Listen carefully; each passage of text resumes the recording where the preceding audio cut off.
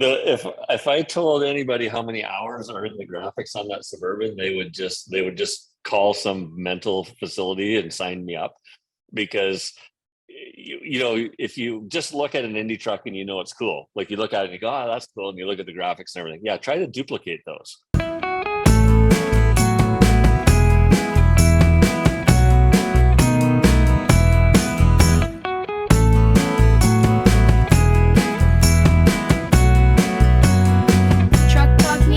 What's up, OBS Nation? Coming at you with Mr. OBS, Mark Oja, aka obsheadquarters.com. And we're talking about the fourth, I guess, issue, if you will, of the upcoming OBS Builder's Guide. And whether you know it or not, pretty sweet issue. Mark is the editor, chief, the big hoo-yah of all that now. So glad to have you back behind the mic, even though I need you back on this side of the mic. You've been slacking because you're so busy. But yeah, how about the new upcoming OBS Builder's Guide? Hey, Ronnie, thanks for having me back on. Yeah, pretty exciting. Volume 4, my second issue as an editor, which is a little hard for me to still comprehend because I'm learning a lot. And it's a lot of fun though. I don't really know that a lot of people realize how much work it is to put a magazine together. There's a lot of moving parts in there, but we've got some good people, and I think we turned out a really cool issue. Well, first and foremost, yes, thank you for coming on. I also am glad that it's you, because who better to have, putting this together than really, you're one of the top guys in the OBS world, not only from the CK days to the OBS days to what you're seeing out there. And yeah, I think that when I looked at the first two issues, I guess chapters of the OBS Builder's Guide, we're excited about it. I love getting it. And there's so much hype right now in that world. So between, really just the whole CK world, the momentum, the trend, the trucks, the parts, everything is on the upswing. So I would think you got a ton of content, and it's not that hard to find great trucks, great tech, great articles. Well, surprisingly enough, it's a little bit difficult on the truck side of it, because these last two issues, people might not really realize this if you just take a look at it, but I tried really hard to not get trucks that were just hammered all over Instagram and Facebook, because people were sending me trucks. But to me, if you're going to pay cash for a magazine and take it home and read it, and if you're a collector, you're going to keep it around, it'd be really nice to have something that you haven't seen before, or if you've seen it in a limited time. And so, for example, this issue, the truck on the cover is Glenn, that owns Billet Specialties, and he's had that truck since the mid to late 90s, and that truck's a time capsule. The way you see that truck, John Jackson shot phenomenal photographs of that truck, and you see that truck today, and it's still in perfect shape from what it was. And that truck has not been seen anywhere. We had to get them to dig it out of the warehouse and get John to shoot it. And that was a whole covert operation, believe it or not. It was like, we're not telling anybody. We don't want anybody to know what's going to be on the cover. And, we want to make an impact with it. So a lot of work goes into something that's seemingly a little bit insignificant, maybe to a reader, because it's on the cover and it's in the magazine. But when you go on that hunt to try to find stuff that's not already blasted all over social media, it gets really difficult. It is a great point, because you see stuff in all the different mags that we get, and there's some mags that are really just taking social media and putting it in magazine form. You know what I mean? So for you to do the opposite and find those trucks, and even like David's 90, it is a true time capsule. How do you balance that out? How do you balance out the almost like what we've talked about in the pod? So you got the legacy interviews, you've got some of these old trucks are out there, they're coming back, but people don't just want to see that. They want to see I like what you said on Jared's truck, vintage style, modern values. To me, that's almost like the whole magazine. I want to see the old school stuff. I want to see the new school stuff. I want to see what parts are out there. How do you find all that, that jambalaya, that balance? Well, that was my goal, was to try and find a way to hit every demographic if we could a little bit. So if you look at, you've got the two OBS trucks that are original Davidson and Glenn's that are old and they're absolutely immaculate, low mileage. I think David's like 7,000 miles or something like that. And then you get Jared's truck that has Boyd wheels on it, but they're upsized. So it's modern, but it still rolls back a little bit. He put Boyds on it. It's got a cool color, but it's got an LS and the interior's done. So that's like a modern super truck. And then you've got the white regular cab short bed that's still small block powered, but it's on air. The other three trucks are static. And so the whole goal was to find a way to get 4 trucks that are all just a little different enough of each era that somebody could look at it or also have a comparison on their own where it's like, okay, this is an old style truck and then Jared's is a new style truck. And you can actually physically sit there at the magazine and flip back and forth and look at the differences between those 2 trucks, which is the differences in technology that. Well, and really like Jared's 96 and then James is 90. It's funny that you kind of bring that up the way that you kind of have is that like James's 90 is so much more modern, right? And now Glenn's truck, you've got the newer interior being the 97, but like you said, he's had that in the warehouse and that is just an absolute time capsule. I think you broke up a little bit there and then I kind of took over. So you finish off if you've got something there. I don't know if you could hear me. Yeah, I can hear you. Yeah. No, basically it's just, I wanted to try and I didn't want to have 4 LS powered trucks. I didn't want to have 4 carbureted or 4 TBI 350 trucks. Like I was trying to find stuff, like I didn't want them all to be static suspension. I wanted to have an air ride truck in there and, just try to hit every demographic that somebody would like when they look at it, but also give them the opportunity to look at stuff that they might not be. There's a lot of people in this OVS movement right now that aren't aware of the older stuff. Like they've maybe never seen Glenn's truck before. Glenn's truck was on the cover of Trucking magazine. I don't remember what month it was, but we actually read the article and looked at the article and then compared it to, I didn't give the article to John. It didn't come in until after he had written the article for me for Glenn's. So it was kind of interesting to go back and look at it. So hold on a sec. Yeah, I still got you. I just lost your camera. I think it's funny because I almost was wondering when I saw it on the cover, I always kind of wonder, and I don't know if that's a trademark deal or if you have to have permission. Obviously, I don't even know who owns trucking, but if you could have used the trucking cover, you know what I mean? To obviously, if it's a street trucks cover, it's a no brainer. But when it's a trucking cover, I don't know, maybe they frown on that. But to me, that'd be kind of cool, that lineage to have that hey, this truck and cover, and then now it's a rebirth, really not even a rebirth, it's just we pulled it out of the stable, you know what I mean? Yeah, and I thought about that, how we could incorporate the two, and then we just kind of ended up going our own way with it. And but it was just super cool to be able to get that truck and shoot that truck. Like that was, to be able to present that truck to everybody and have everybody see it is pretty amazing for me. Do you already as the editor, and I know you got so many different irons in the fire, when you see a truck out and about and you're so well connected, are you already looking for 2, 3, 4 trucks for, your third issue? Is that something, or do you kind of just little by little, hey, I'll see what kind of happens. I'm working on some tech. And then, oh shit, something comes up on social media. And sometimes on social media, I look at a truck that pops up and it's not like they have like 20,000 followers. So you're almost like, hey, if you want to be in the magazine, keep a low profile with this and I'll put you in one of the next builder's guides. Well, yeah. And the good thing about it is, just because of, I had to plug this in.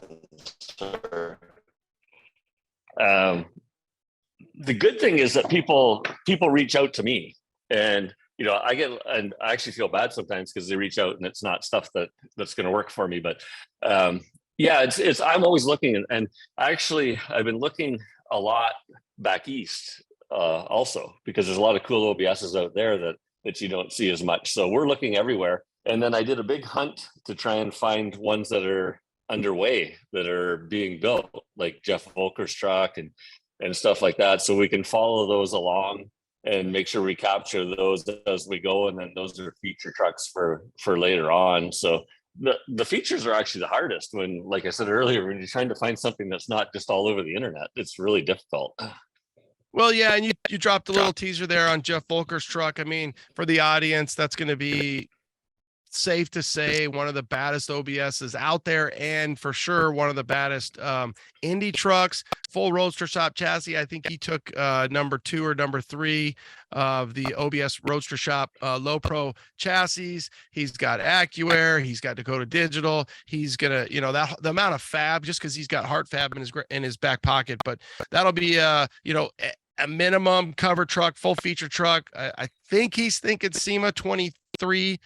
Dino's 23, and then he'll go on the world tour with that truck. So hopefully he continues to find time to get it done with everything else that he's got going on.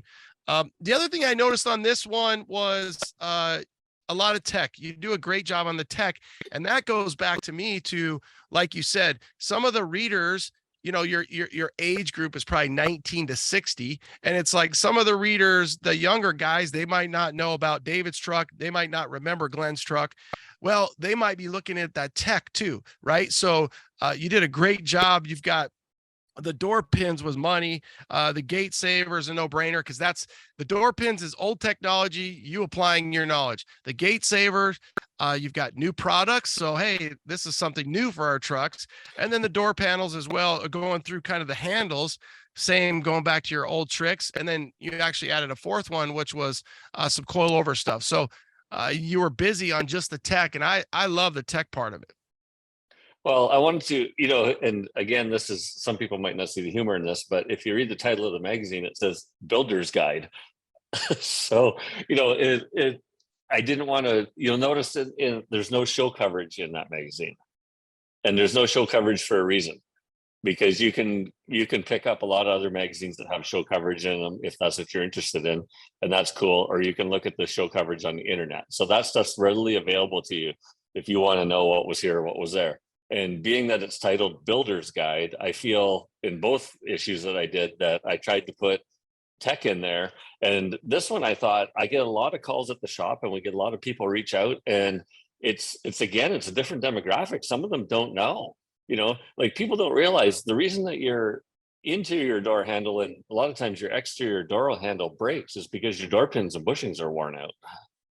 And you can't, the door's not operating properly, and you're cranking on those plastic handles. So like I thought, we're going to roll back and just do the very basic, because if somebody buys a truck right now, it's got 100,000 miles on it, they might need to put door pins and bushings or change the door handle, inner and outer. So, it seems simple to some of us, but there's a lot of people have already reached out and said, we appreciate that, because actually the exterior door handle has a little trick in there.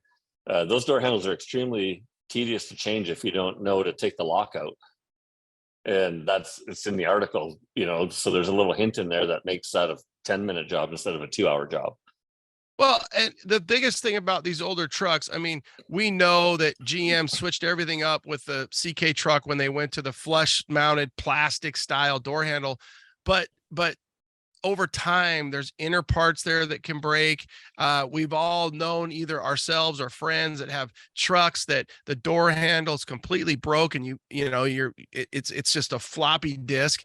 How many OBSs have a complete and total divot where some jackass tried to break in and then pry that thing open, and now you've got this dent there? So yeah, there's a lot of history now that these trucks are, well on their way to 30 plus years old, which is just crazy to think that they're that old, and they're still running around every day doing what they're doing. So finding that tech, modernizing them, realizing that just like the chassis with your coilover thing that you did, you've got some of the other little secrets. It's not just always the suspension. Another thing you guys went into is a complete chassis perspective, which I love, because there's so many different variables to the options that people can do upgrading these old suspensions that still ride pretty good stock. It's just that people remember the bushings, the shocks, the coils, everything is 30 plus years old. Yeah, and the thing with the chassis portion of it is very interesting to me, because what it does is it opens you up to taking a look at, different customers have different priorities and they have different uses for their vehicles. And if you take and you want to put a complete suspension system in, depending on what your desires are, sometimes it's more cost effective to put a chassis under it. Sometimes it's not. It can go either way. It's all a personal preference. So I wanted to show that. I wanted to show that this is what's available for a chassis. You can spend X all the way up to triple X if you want. The options are there. And what do you want to have in the end? Like, sit down and decide what you want to have, because there's been instances with us where it's been actually more cost effective from a labor standpoint just to replace the chassis than it is to refurbish the chassis. But there's other circumstances where it's the other way around. So it's an interesting scenario. Well, and I think another scenario that I'm taking the lineage of the C10, K10 world is in the OBS world, you could still find a chassis. So whether you've got two-wheel drive shorty, whether you've got extra cab, whether you got a four-wheel drive, it was kind of always the way to say, hey, go find a chassis for 500, maybe 1,000, whatever. Go through and do your chassis, build your chassis, and then you could just body swap it. So you're not stuck without a truck for a year, 6 months, 3 months, 3 weeks, however hard you work and how much time you have. But that's kind of went away in the C10 world, because, we were paying $1,200 for a little short bed chassis. And now you're like, dude, I'm going to build a rolling cart for that son of a bitch or something. But so now to the point where you could probably still find a truck, a chassis, go through it, clean it up. If you're not going with a full Acme roaster shop, whatever, if you're not going to spend the big juice. But you're right. I always look at that as the older, wiser guy realizes how much work it is, and the younger guy with maybe not as much coin, but the journey is fun. So if you're younger and you're like, I've got the time, I've got a shady tree, my dad's letting me use the side of the house, I've got a 10 by 20 pop-up tent, hey, go after it, have fun, break down that front clip. But if you're the older guy who's a professional working all the time, you're like, I don't have time for this, but I still want to do it, I'd say go buy yourself a full chassis. Well, that's the thing. And surprisingly enough, we have two OBSs on the go right now that are stock chassis trucks, but we went and bought 2 more chassis. And the reason for that was that the chassis, so both trucks are going to be LS trucks. So there's automatically you're doing an engine swap, and obviously you're going to do a suspension. So it was really cost effective to go buy 2 chassis used, strip them down, have them powder coated, and now they're back being reassembled. In the meantime, the other guys are doing body work, and the truck's still mounted to the chassis. And so we didn't just blow it apart into 10,000 pieces and we've got a big mess. On the one side, we've got a brand new chassis, engine, suspension, brake lines, gas lines, and everything all going together simultaneously. There's body work being done on the truck, and then once it's painted, it just goes all onto the new chassis, and that chassis will go on to the next guy, and we'll do the same thing. And it's just so much faster and so much easier. I was watching I think, again, before we went on air, you and I were talking about, I think it was Carcass, RTM, Power Nation, and they were talking a little bit about that, like with the Camaros, how, and all those cars, you have a front clip, and they would run that down the left side of the assembly line, and they'd build the motor and the tranny, and they'd have that all on the front clip, and then the car would be going down the other side. So people wouldn't be walking over each other like a full body chassis where you're doing everything together. You're, like you said, if you can minimize the space, maximize the efficiency of what you're doing, then, when you think about having that chassis, and once you have a chassis or two and you keep building stuff, you can kind of recycle them over and over and over. Right. And so the other thing that some people don't realize, some people don't care, because it's not 100% as critical with a truck as it is, say, with a 69 Camaro or something like that. But we do all our body work on the suspension. Body bolted, like the truck bolted to the frame in its final resting position. Everything's bolted down and it's on the suspension, because that's how we've always done that with the cars. And like doing it with a car is a little bit more important because a truck frame's pretty solid, but we've always done it that way because that's the way the vehicle is going to sit when you're complete. And so like you'll see a lot of trucks where they've painted a bed and it was probably straight when they painted it, but when they bolted it back onto the truck, it got a little bit distorted, and stuff like that, or the cab's out of alignment or whatever, so we fix all that stuff ahead of time. So we're doing it for a little bit of a different reason, that we want to keep that thing on its wheels right to the very end, like right till it's ready to come apart for paint, and do that. So, and those chassis are still available. They're getting harder to get though, and even just trying to buy a regular cab short bed now for a decent price is getting very difficult to do.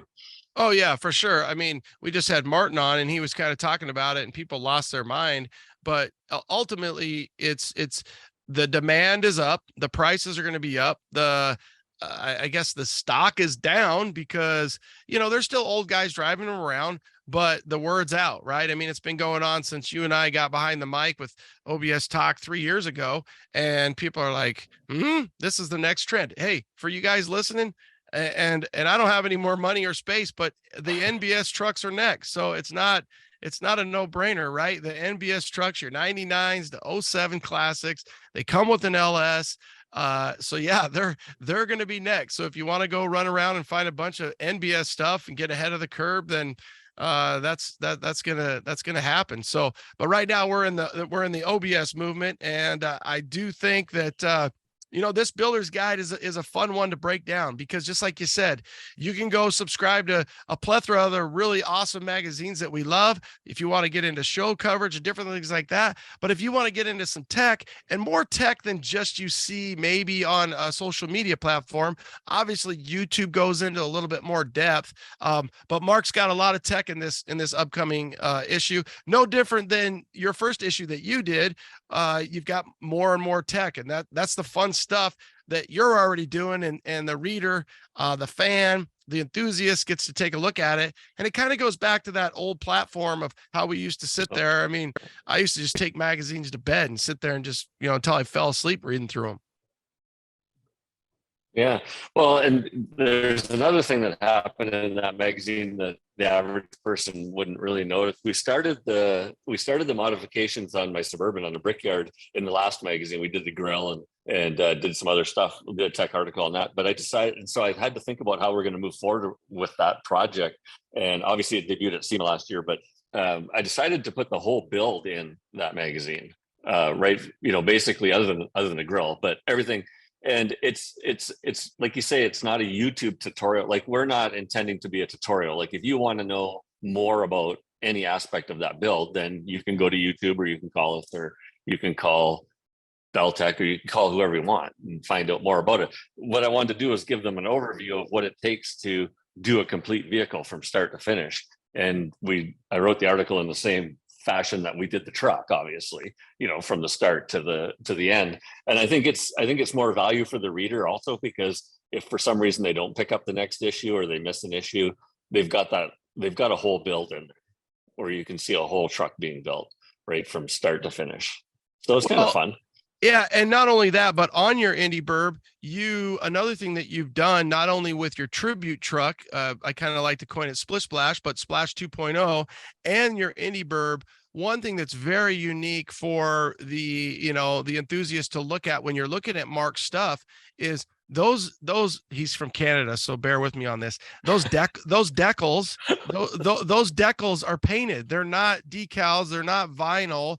I love when, the first time you told me, you're like, me and my wife laid out the tribute truck. That's completely laid out off of the old decal. That's painted no different than the Indy Burb.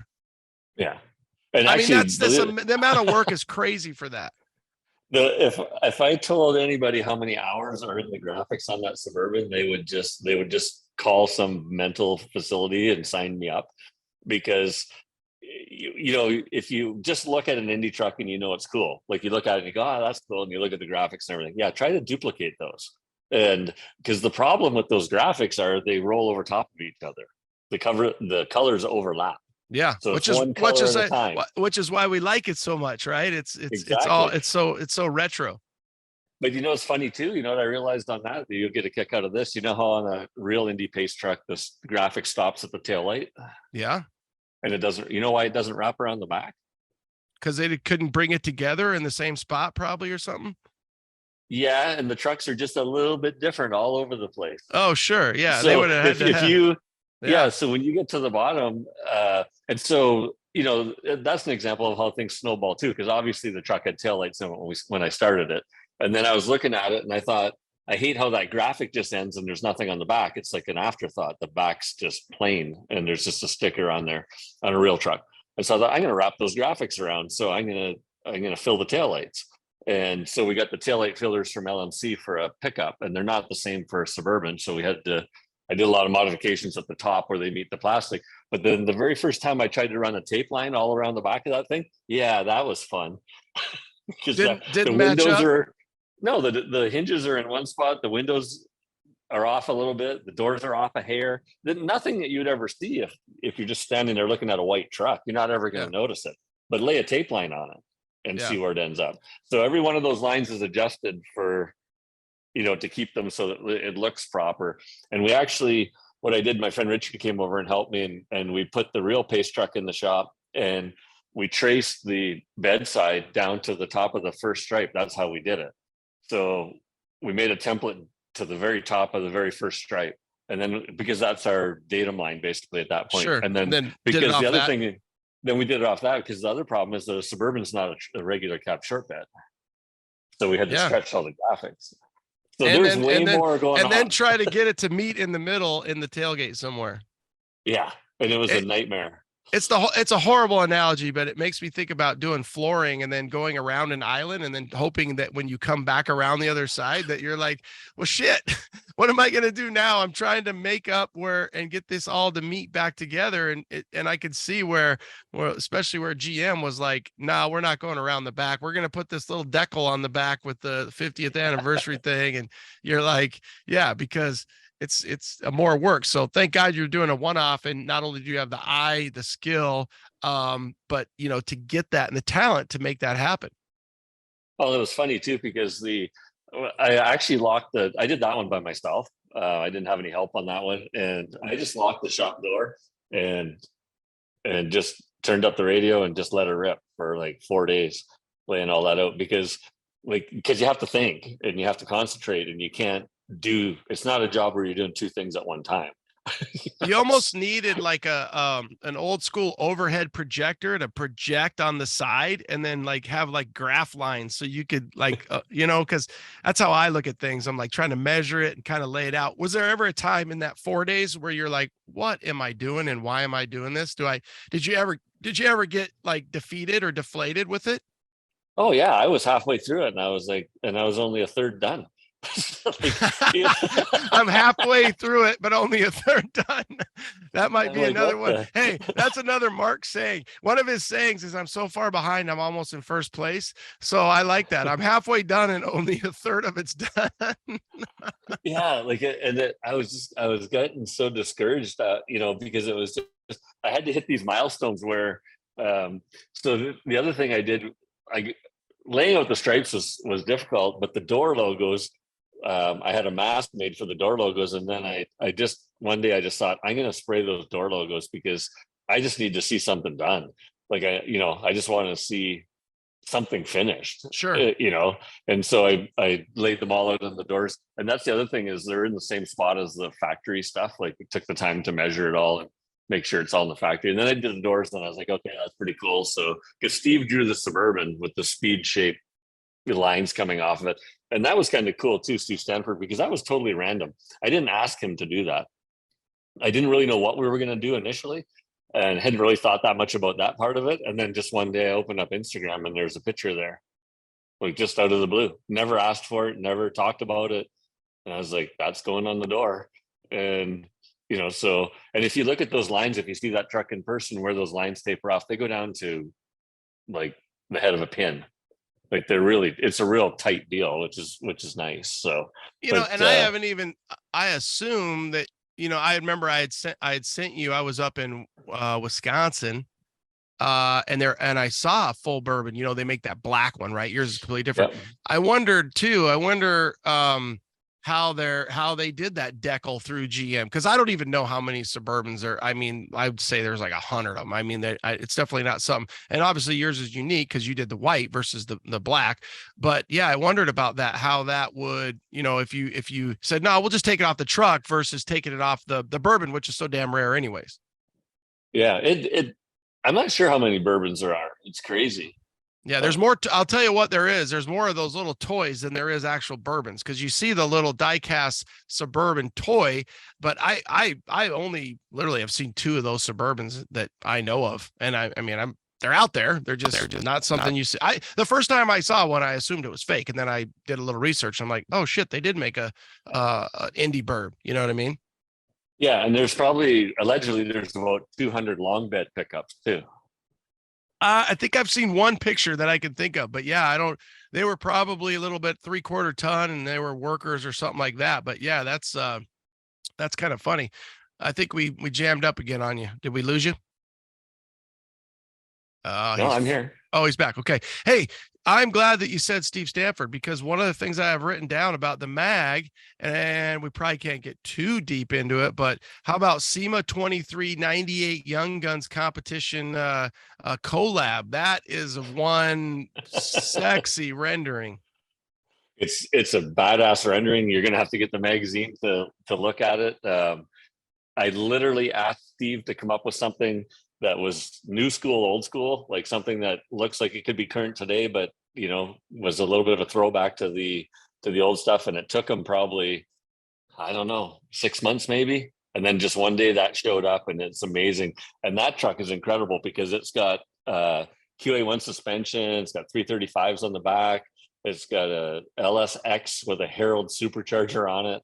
It's got Cobra seats with carbon fiber backs. Like, it is, and Carson's 26 years old working like crazy building this truck, and we're going to have it at SEMA. It'll be in the mother's booth, but it's pretty cool. What I would say is next time you do that, and granted, by the time the 5th issue drops, the truck will already have debuted, I assume. But yeah, I want a bigger picture, because you just gave me like a little avatar of that picture. I want a full page, because that thing is something that where I want to take a picture of it and then I want to blow it up, because it's so sexy. And it's not just for the audience. It's not just one side, right? It's the Steve Stanford where you've got kind of quasi angles coming at one another. So yeah, that's a motivator for sure. That's going to be a really fun truck, and I look forward to seeing that thing in person in a few months. Yeah, he's doing a lot of work. He's done all the work himself with his dad, with Joe, and that's what's so cool about that truck is that it's a young guy, and so it's got the modern influences on the drivetrain, but then he wanted it to have a little bit of a rollback on the paint side of it, and he's doing all the work himself. It's not a store-bought truck, and it should present well at Young Guns because it's a high quality truck. The chassis is really nice, and yeah, it's going to be cool. And that's why I kept that picture small, though. I did that on purpose because we'll wait for everybody to see that truck, and then we'll. Can he go into Battle of the Builders as well with that? I think we broke you up again. We lost you. He's up there in Lake Havasu, and I'm down here in the PHX. So it's probably because it's 125 degrees there and 120 degrees down here. So I'm not lying. The grid system around here is like on fire. Like literally, they're like power is running on all 8 cylinders. Hell, it might be a V12. They're running on all 12 cylinders just to keep everybody in Arizona cool. And obviously Lake Havasu is even hotter than Phoenix, if you can imagine that. But what the hell did I just say? Okay, we were talking about oh yeah, can he go into Battle of the Builders with that? I think he probably could. I don't think he has a desire to. I think he's pretty happy with just competing for Young Guns. Okay, and that's a good start for that truck. For him, when you think he's got to come 2,500 miles to SEMA with that, and there's a lot of logistics involved with it's a big commitment, and so it's pretty exciting for us. Yeah, for the audience, they live on the north side of the border, if you know what I mean. So they're the Canadians. So when I say Deckel, Carson and Joe know what I'm saying. Obviously Mark does too. So, well, anything else that I went through, the mag, I made a bunch of notes. Obviously John Jackson, Nodstock did a great job on a couple of those shoots. I Hate Phil. You've got coverage from a 90, a 97, a 96, a 90. So for the audience, you got a little square dash, you got a little round dash, you got a little old school Survivor series, you got new school. Again, I love what you guys said, kind of with Jared's truck, the vintage style, the modern values. Those Boyd G2s look so good on that truck. So for you guys out there listening to OBS Talk, if you're as obsessed as we think you are, and you need to be, you need to go get yourself this mag. They had the pre-order. It's going to be out shelves any day now, and in mailboxes soon. Where else can they buy this, Mark? They can buy it. You can still order it direct from Engaged Media if you like. If you don't want to go shop around, just engagedmediastore.com. and you can order it. They'll ship it right to you, and you can order back issues also. So if you don't have the other 3 and you want to, it's a lot easier now to buy 3 than to, have to buy 20 later on if you want to complete the whole set. So the other issues are still available. And the other thing that's in this issue that's really cool, there's 2 other things that I really like. I did a little piece on Beltec. Oh yeah, 40-year anniversary. Yeah, so I wrote a little piece on them for 40th anniversary because industry icons and great people and great product. And there's little teaser. There's some new stuff coming. So you'll have to come to SEMA to see the new stuff, which would be kind of cool. And then John Maddox did an incredible job of compiling all the new parts that we could find. We tried to get everybody that we can, and that's like herding cats. It's funny because you reach out to people and you want to showcase their product, and there's obviously no cost to them, and it's usually a multiple call procedure to get that done, which is amazing to me. But we tried to pack that with as many new parts. Like, for example, Vintage Air has a brand new kit for an OBS that is just incredible. Brand new injection molded case. It's a lot smaller than the factory case, but it outperforms it. I don't even know what the ratio, 10-1. It's a really cool kit. So that kit's in there. There's a lot of really cool parts in there that you can look at for your truck. And again, we tried to encompass all different price ranges so that you can see, you can buy a cast wheel, you can buy a $6,000 billet wheel. They're all, both of those wheels are in the guide. So it gives you an opportunity to see what's out there.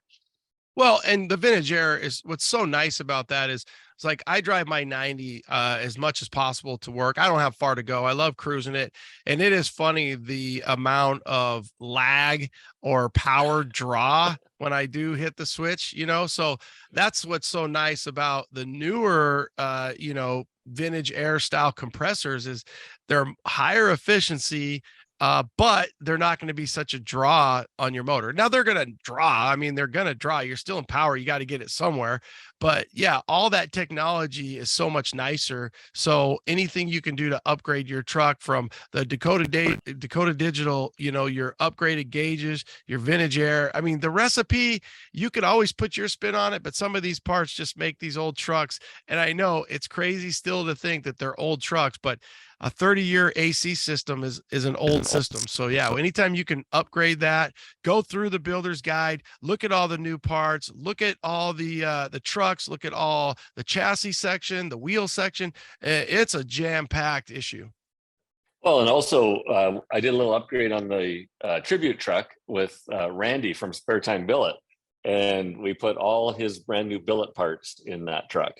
We're not done yet. There's some more stuff coming. Randy's going to have more product that continues to come out. And I can tell you firsthand, the parts look beautiful and they fit beautiful. And it's kind of interesting because the vents on a 95, and actually he's got the earlier vents now too, you could never actually get those vents in a full chunk of billet like that. So it's actually not a retro piece. It's a brand new piece, but it's really nice. And so that was a cool article to do too. Well, and Randy came out to the reunion. Now, I want to make sure we give him the love he deserves. Spare Time Fab, or does he have a new web address, Spare Time Billet, or both?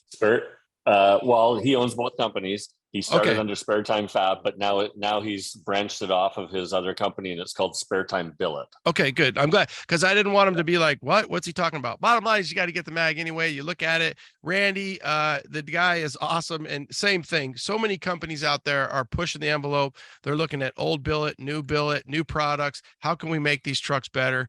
The platform is timeless. They look so good. And yeah, I think it's going to be awesome. If you don't subscribe and you don't want to get it at your local supermarket and or bookstore, what better than just getting on to engagemediastore.com.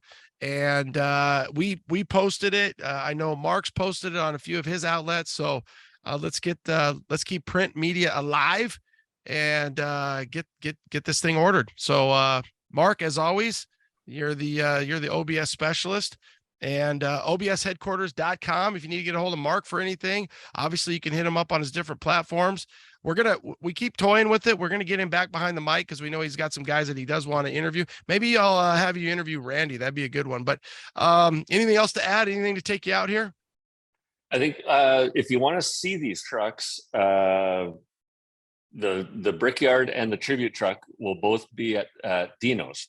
So the Brickyard will be in Randy's booth, part-time billet, and the Tribute truck is going to be a little bit of surprise. There's a surprise there. It's had a little bit of work done to it that I think people are going to like. And the one surprise I can't tell you about because I want everyone to wait to see it. The second thing is that there's a company out of Canada called Pros Pick, and they are currently right now making me an aluminum flush hard tonneau cover for Wow. the Tribute truck. Yeah, so we'll have that on and it'll be painted, and the Tribute truck will be in the Pros Picks booth at Dino's. And then we're bringing 2 other trucks that you haven't seen before. So 4 trucks. The Indy Burb's going to be a spare time billet, Randy's spot. Pro Pick, you're going to have a full billet painted. So I look forward to that. And then two other trucks. So yeah, you're going to be a busy guy as we get ready for SEMA and the Big Cats party, which is just around the corner. I think the other day I was thinking it's almost 4 months. So no, we're 5 months away, I think, about 5 months. To all the guys out there sweating these builds, getting everything ready, they're like, please be 5 months, not 4 months. So yeah, that I get that. Actually, it's probably a little bit closer to 6. I'll go at 5.5 because we're right in July. But yeah, so it's Veterans Day, November 11th, I think this year is. And there's a really ugly looking dude on the logo. I think it actually might be Mark with a hat on. Yeah. I gave Stubsky a little bit of a time. I said, do you draw Sam's nose on my face? I'm like, dude, I'm like, holy shit. So I'm like, my God. Yeah. So it's funny when he draws people because we, a couple, I guess, designs ago when he had John and Sam on, I said, Sam looks like, Shock G, which is from Digital Underground. He seems Humpty Dance. And then Oro, he's got his arms crossed and he looked like I forget the guy's name, but it's Gangnam Style or whatever. So yeah. It was so popular. So I'm like, you two guys look like you're these little rapper dudes. And so I'm always giving them shit, right? For 2 years. And then I get on the shirt and believe me, they're already giving it to me about how I look. You know? And I'm like, whatever. I'm like, whatever, dude. I'm like, whatever. So Lucky 13 this year, coming around the corner, November 11th. And before that, I'll do it in my pre-show, but there's a few shows coming up in September. Everybody's going to be busy in September. And Mark is going to be judging at the first Grand Nats Truck Classic. So when you think about the Grand Nats Roadster Road Shop, where I don't know why I'm messing that up, Grand Nats Roadster Show. So yeah, GNRS in Pomona. You're going to be a judge for the truck event this year coming up in September. Yeah, America's Most Beautiful Truck. So very honored for them to ask me to participate in the judging of that. I think it's going to be pretty exciting to to have a truck award that's equal to what's available to people as a car award. They have the Sloniker, they have America's Most Beautiful Roadster. There's nothing really for trucks that are, and trucks now, obviously, because that's why we're here, there's more trucks being built than there's cars. Yeah, for sure. God, I can think of a few C10s. I can actually think of the audience might get mad, but I think it's El Diablo, which was built by Big Willie, it's a bump side Ford, and it sold at Spirit last year. That's probably one of the baddest Fords I've ever seen. It was at Dino's a couple years ago too, but I know Big Willie style. He does some awesome stuff, and obviously some C10s are some couple of my favorite. Mark's Giambavo from Creative. That's one of my favorite C10s. That truck's pretty amazing. So yeah, some amazing trucks out there. It'll be hard for you. Don't be a stranger. If you got time and you want to get behind the mic, we'll take it. And for now, for you guys out there, go to engagemedia.com. Well, engagemediastore.com. I think it's actually, too, and there is engagedmediamag.com. So either way, we'll post it up, follow along, get on socials. You know where to get a hold of Mark. You know where to get a hold of me. And if you got any questions, comments, or concerns, if they're good, let us know. If you're crying, complaining, we don't want to hear it. We ain't got time for that shit. Yeah, the only thing I have to say about that is thanks to everybody that does participate, and I do not control the mail. Yeah, that's true. Yeah, yeah. I just control making it the mag that it is, and after I send the file off, it's out of my hands. It's out of my control. So, all right, we appreciate your time, Mark. As always, thanks. And for you guys out there listening, you want to get this fresh and funky mag, you know how to do it. Thanks, Mark. Thanks, Ronnie. Thank you.